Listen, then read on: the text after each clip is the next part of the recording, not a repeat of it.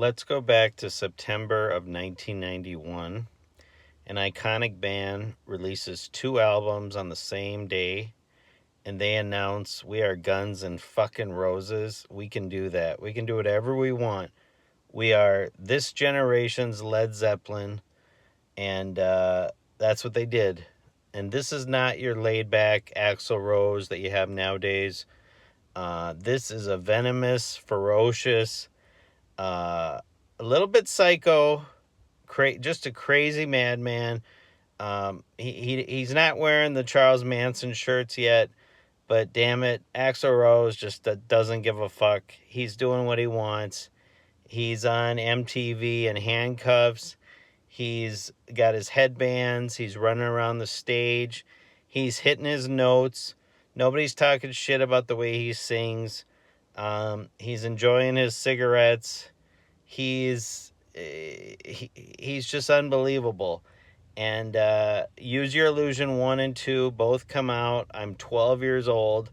I guarantee you I went to Best Buy, paid probably $9.99 for one CD, then bought the other CD for $9.99, took them home, plugged them into my portable CD player, and knew that these albums were going to be in my life for, the next 35 years. And to all these experts, vinyl aficionados that say that these albums just have too many songs or it's bloated, they do not get how iconic this band was at this time. They were on top of the planet. There was nobody that was a more dangerous band in the world. Guns N' Roses would have beat the shit out of Bon Jovi. Guns N' Roses were the band at this time. That's why they were on the soundtrack to Terminator 2.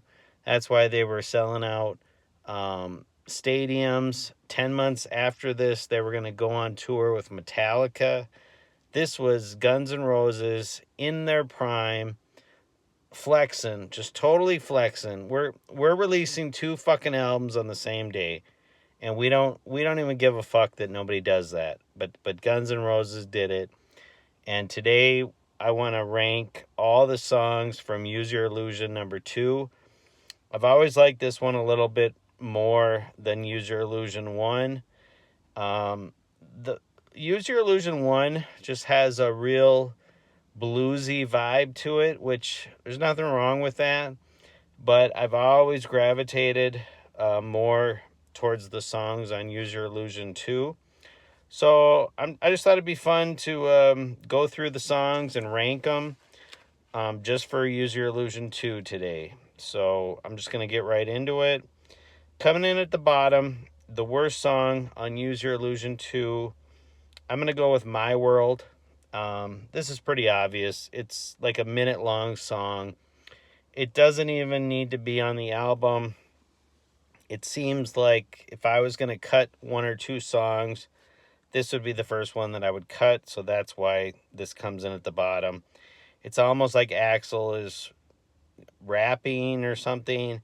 It's just kind of a strange song. This is really the only song on here that I even have a problem with.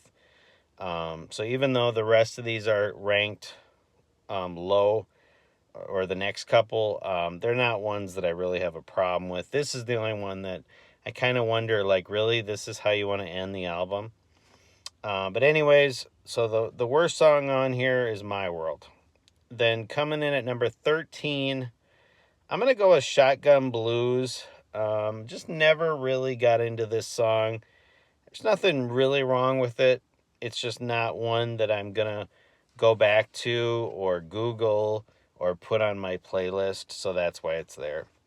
And then number 12, I'm going to go with Locomotive Complicity. And I think this one was designed for Slash to be able to show off a little bit, but it seems like it's a little too long, and it's just not one that I get too excited about.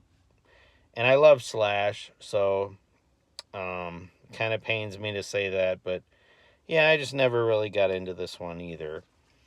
Everything else I like. So coming in at number 11, I'm going to go with the alternate version of Don't Cry. So in other words, this is not the version you hear on the radio. This is a different version that Izzy Stradlin helped write with Axl way back in the day. And yeah, it's kind of a shame that by the time this was released, I want to say Izzy was out of the band. And I always think Axl and Izzy should have made a pact that no matter what, they're not going to break up. Kind of like Paul Stanley and Gene Simmons in the band Kiss. They're always together. Even if other band members come and go, Paul Stanley and Gene Simmons always were together. I think that Axl and Izzy should have done something like that because Izzy was an amazing songwriter, and Axl, you know, yes, Duff McKagan helped write some songs and Slash, but Izzy and Axl should have just always remained a team because I know Axl and Slash don't always get along. So coming in at number 11, Don't Cry, the alternate version. Coming in at number 10, I'm going to go with 14 Years. And then coming in at number 9, I'm going to go with the song Get in the Ring. And this one is pretty comical. You know, there's like a whole rant in the middle of it where Axl Rose is telling these beat writers for magazines like the Kerrang and Circus to get in the ring, and he wants to beat their ass. I can't imagine that there were a lot of writers that were talking really bad about Axl, but I guess, you know, like I said, I mean, he was a little crazy, but this was the biggest band on the planet. So I don't know. It is, in a way, it's kind of comical that Axl took some of that stuff so personal, but you know, it is what it is. I do like the song. And number 8, I'm going to go with Knocking on Heaven's Door, the Bob Dylan cover song. This isn't my favorite version of the song. They used to play a version on the radio, like I would listen to 93X. And I want to say if you Google, like, Guns N' Roses Knocking on Heaven's Door live at is it the Ritz? But it's like live on Sunset Strip, and you know, I want to say it's like a version from, you know, the late 80s, and it's like Axl gets the crowd involved, and I just think it's a way better version than this, but this is still awesome.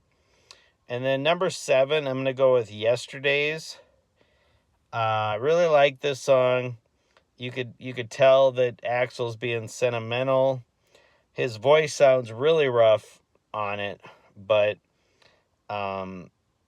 he definitely back then had a lot of fluctuation in his voice. He had times where he's like falsetto. He had times where he had like a really deep voice and he would do these rants. He had the squeals, like the crazy cat sounds.